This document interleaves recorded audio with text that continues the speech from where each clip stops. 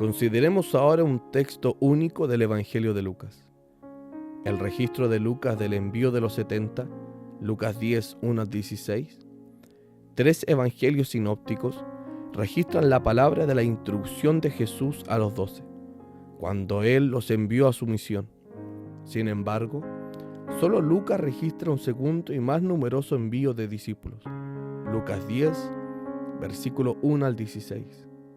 En Lucas 10:1 leemos: después de estas cosas, designó el Señor también a otros 70, a quienes envió de 2 en 2 delante de Él a toda ciudad y lugar a donde Él había de ir. Luego agrega una serie de instrucciones detalladas. Finalmente, Jesús les recuerda de la autoridad que poseen. El que a vosotros oye, a mí me oye, y el que a vosotros desecha, a mí me desecha, y el que me desecha a mí, desecha al que me envió. Capítulo 10, versículo 16. Una cuestión importante gira en torno al número de discípulos que Jesús envió y su significado. La evidencia de los manuscritos está en este punto dividida. Algunos manuscritos leen 70, mientras otros elevan el número a 72. Bruce, en su artículo sobre este asunto, notó que la evidencia externa de manuscritos está regularmente dividida y que las consideraciones internas no son tampoco concluyentes.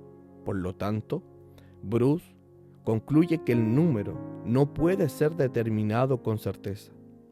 La erudición más reciente ha estado de acuerdo en gran parte con Bruce, con una mayoría que opta con cautela por la autenticidad de 72, como la lectura más difícil. Aunque no podemos determinar con certeza el número, es importante mantener en mente la naturaleza dividida de la evidencia de manuscritos cuando luchamos con el significado de este texto. La mayoría de los eruditos están de acuerdo en que el número, que por conveniencia llamaremos 70, tiene un significado simbólico. Seguramente la selección por parte de Jesús de 12 discípulos no fue ningún accidente. El número 12 claramente simboliza la reconstitución de Israel. Génesis capítulo 35, versículo 23 al 26. El pueblo de Dios. Esto sugiere que el número 70 se basa en la narrativa del Antiguo Testamento y también un significado simbólico. Se han ofrecido varias propuestas. No obstante, yo sostendría que el trasfondo para la referencia a los 70 debe encontrarse en Números capítulo 11, versículo 24 al 30. Este pasaje describe cómo el Señor tomó del espíritu que estaba en él, Moisés, y lo puso en los 70 varones ancianos. Esto hizo que los 70 ancianos que se habían reunido alrededor del tabernáculo de reunión profetizaron por un breve momento. Sin embargo, otros 2 ancianos, Eldad y Medad, no fueron al tabernáculo de reunión. Antes bien, ellos permanecieron en el campamento. Sin embargo, el Espíritu también cayó sobre ellos y comenzaron a profetizar y continuaron haciéndolo. Al oír Josué estas noticias, corrió a donde estaba Moisés y le urgió a detenerlos. Moisés contestó: ¿tienes tú celos por mí? Ojalá todo el pueblo de Jehová fuese profeta y que Jehová pusiere su espíritu sobre ellos. Números capítulo 11, versículo 29. La propuesta de que Lucas se refiere a Números 11 tiene varias ventajas significativas por otras explicaciones. 1. Cumple con las 2 tradiciones textuales que son la base de Lucas 10.1. ¿Cuántos realmente profetizaron en Números 11? 2. Encuentra cumplimiento explícito de la narrativa de Hechos. 3. Se vincula con uno de los grandes temas de Lucas y Hechos, la obra del Espíritu Santo. Y 4. Numerosas alusiones a Moisés y sus acciones en la narrativa de viajes de Lucas apoyan nuestra suposición de que el simbolismo para la referencia de Lucas a los 70 debería encontrarse en Números capítulo 11. Con este trasfondo en mente, el significado del simbolismo se encuentra en el aumento del número de discípulos enviados en misión, de 12 a 70. La referencia a los 70 evoca la memoria del deseo de Moisés de que ojalá todo el pueblo de Jehová fuese profeta. Y de esta manera señala Pentecostés en Hechos 2, donde este deseo se cumple inicial y dramáticamente. Este deseo se sigue cumpliendo a través de Hechos a medida que Lucas describe la venida del espíritu de profecía que inviste de poder al nuevo centro de actividad misionera, tales como aquellos congregados en Samaria en Hechos 8, 14, 17, en la casa de Cornelio, Hechos 10, 44 al 48, y en Éfesos en Hechos capítulo 19 del 1 al 7. La referencia a los 70, entonces, no solo simplemente anticipa la misión de la iglesia a los gentiles, sino antes bien prevé el derramamiento del Espíritu sobre todos los siervos del Señor y su participación universal en la misión de Dios. Desde la perspectiva de Lucas, cada miembro de la iglesia es llamado e investido de poder para ser un profeta. Lejos de ser un acontecimiento único e irrepetible, Lucas subraya que la investidura profética de poder experimentada por los discípulos en Pentecostés está disponible para todo el pueblo de Dios. Su historia es en verdad nuestra historia. En Pentecostés, el deseo de Moisés comienza ahora a ser realizado. Lucas 10:1 anticipa el cumplimiento de esa realidad. Número 3, Hechos capítulo 2, versículos 17 al 21, e historia de la salvación. Hemos mencionado ya el papel importante que la versión editada de Lucas acerca de la profecía de Joel cumple en la narrativa de Lucas. Una modificación adicional del texto de Joel es importante para nuestra discusión. El texto de Joel solo se refiere a prodigios en el cielo y en la tierra. Joel capítulo 2, versículo 30. Aún así, el hábil trabajo editorial de Lucas le permite producir la localización de prodigios y señales encontradas en Hechos capítulo 2, 19. Añadiendo simplemente unas palabras, Lucas transforma el texto de Joel de modo que éste lea: y daré prodigios arriba en el cielo y señales abajo en la tierra. Hechos capítulo 2, 19, énfasis añadido. La importancia de este trabajo editorial se vuelve evidente como leemos los versículos que inmediatamente siguen a la cita de Joel. Pedro declara: Jesús Nazareno, varón aprobado por Dios entre vosotros con las maravillas, prodigios y señales. Hechos 2, 22. La importancia del trabajo editorial de Lucas se evidencia aún más cuando recordamos que Lucas también asocia señales y prodigios con el ministerio de la iglesia primitiva. De hecho, 9 de los 16 usos de la expresión señales y prodigios en el Nuevo Testamento aparecen en el libro de Hechos. Tempranamente en la narrativa de Hechos, los discípulos piden al Señor que extienda su mano para que se hagan sanidades y señales y prodigios mediante el nombre de Jesús. Hechos 4, versículo 31. Esta oración es respondida de manera dramática. Unos cuantos versículos más abajo leemos: y por la mano de los apóstoles se hacían muchas señales y prodigios en el pueblo. Hechos 5, versículo 12. Del mismo modo, Lucas describe cómo Esteban, un creyente ajeno al círculo apostólico, hacía grandes y prodigios y señales en el pueblo.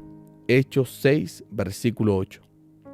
El Señor también permitió a Pablo y a Bernabé que hiciesen por la mano de ellos señales y prodigios. Hechos capítulo 14, versículo 3 y capítulo 15, versículo 12. Todo esto demuestra que reformando hábilmente la profecía de Joel, Lucas une los milagros de Jesús y aquellos de la iglesia primitiva con las señales cósmicas mencionadas por Joel. Hechos capítulo 2, versículo 19 al 20. Estos acontecimientos milagrosos son señales y prodigios que marcan estos postreros días. Lucas, entonces, no solo está consciente del papel significativo que los milagros han cumplido en el crecimiento de la iglesia primitiva, él también espera que estas señales y prodigios también caractericen el ministerio de la iglesia en nuestros días. Nosotros también vivimos en los postreros días, aquella época comprendida entre la primera y la segunda venida de Jesús. Según Lucas, es una era que debe estar marcada por señales y prodigios. Este pasaje, entonces, demuestra que para Lucas, la historia de la salvación presente en su narrativa no puede ser rígidamente segmentada en distintos periodos. El reino de Dios, o la nueva edad cuando las promesas del pacto de Dios comienzan a cumplirse, es inaugurado con el nacimiento milagroso de Jesús, o como máximo, con el ministerio público de Jesús, que estuvo marcado por milagros, y sigue cumpliéndose progresivamente hasta su segunda venida y la consumación del plan redentor de Dios. Pentecostés es en verdad un acontecimiento escatológico significativo, pero no representa la entrada de los discípulos a la nueva edad. Antes bien, Pentecostés es el cumplimiento del deseo de Moisés de que ojalá todo el pueblo de Jehová fuese profeta. Y como tal, representa una investidura de la iglesia para su misión divinamente designada. En resumen, en este paso crucial, Lucas acentúa la continuidad que une la historia de Jesús y la historia de la iglesia primitiva. La obra en 2 volúmenes de Lucas representa una historia de Jesucristo, un hecho que está implícito por las palabras iniciales de Hechos. En el primer tratado, oh Teófilo, hablé acerca de las cosas que Jesús comenzó a hacer y a enseñar. Otra implicación significativa que surge de este enfoque: el nacimiento de la iglesia no puede ser fachado en Pentecostés. En efecto, en su monografía estimulante, Graham sostiene que para Lucas, el principio de la iglesia debe remontarse a la selección de Jesús de los 12. Graham declara: Lucas no llamaría a Pentecostés el nacimiento de la iglesia. Para él, los orígenes de la iglesia están en el llamado y comunidad de los seguidores de Jesús durante su ministerio. Además, Graham afirma que el ministerio de la iglesia no es visto como distinto del ministerio de Jesús, sino como una continuación de este. Estas conclusiones, sacadas en gran parte del retrato que Lucas presenta de los apóstoles, son apoyadas por la referencia que Lucas hace de la profecía de Joel. En conclusión, una de las grandes ventajas del movimiento pentecostal es que ha leído el proceso de Pentecostés, contenida en la cita que Pedro hace de Joel, como un modelo para la misión de la iglesia. He sostenido que este enfoque al texto, aunque contradice muchas interpretaciones y suposiciones evangélicas, captura bien la intención de Lucas. Este ha desarrollado cuidadosamente su narrativa y hábilmente editado la cita de Joel. Una lectura cuidadosa revela que la narrativa de Lucas es mucho más que una revisión nostálgica de cómo todo esto comenzó. Aunque Lucas esté interesado en acentuar la confiabilidad del testimonio apostólico, sus objetivos van más allá de esto. La narrativa de Lucas nos provee también de mucho más que simplemente un resumen de la predicación apostólica.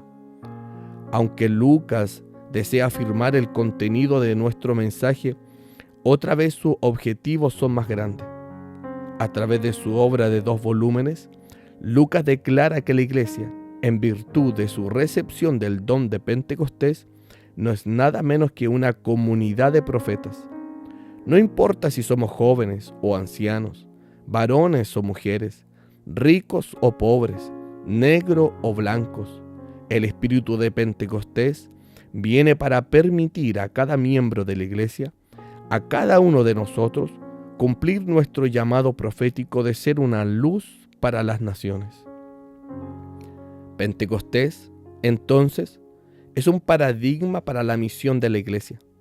Lejos de ser único e irrepetible, Lucas espera que la historia de Pentecostés sea parte de la experiencia de cada seguidor de Jesús. Lucas habla directamente a su iglesia y a la nuestra. Lucas nos llama a estar atentos a la dirección del Espíritu, que se complace en conducirnos por caminos arriesgados y sorprendentes. Lucas nos desafía a testificar valientemente de Jesús, independientemente de los obstáculos u oposición que se nos presenten, ya que podemos confiar en el poder del Espíritu para sostenernos y concedernos fuerza. Además, Lucas nos anima a esperar que señales y prodigios acompañen nuestro ministerio, que nuestra oración sea aquella de la iglesia primitiva. Señor, concede a tus siervos que con todo denuedo hablen tu palabra, mientras extiendes tu mano para que se hagan sanidades y señales y prodigios mediante el nombre de tu Santo Hijo Jesús.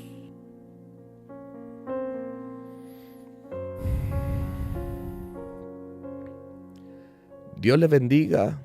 Espero que este primer capítulo que hemos leído acerca de este libro tan precioso que es Pentecostés, esta historia, nuestra historia de Robert Menzies, espero que le sea de bendición y de ayuda, hermano, para poder tener un conocimiento más adecuado acerca de nuestras propias raíces pentecostales. Amén. Así que la importancia del relato bíblico acerca del libro de los Hechos que relata el evangelista Lucas no solo queda en el olvido, en el pasado, sino que ese mismo relato, esos mismos acontecimientos, ese mismo bautismo es para incluso en estos tiempos y en este siglo XXI. Así que también les animo a que puedan buscar el bautismo del Espíritu Santo con la evidencia de hablar en nuevas lenguas, para que puedan ejercer y ejecutar el llamado que Dios nos hace a cada creyente y a cada cristiano que componemos su iglesia para ir y llevar el evangelio de nuestro Señor Jesucristo con poder y potencia, y que nos sigan señales y prodigios mientras la palabra del Señor es anunciada. Así que yo les invito, hermano, a que pueda también ayudarnos también a difundir, a compartir también este canal, estos audios que estamos realizando. Compártalos en sus redes sociales. También les pido también que si usted quizás no es todavía suscriptor de este canal, que se suscriba, que pueda comentar, que pueda interactuar con nosotros.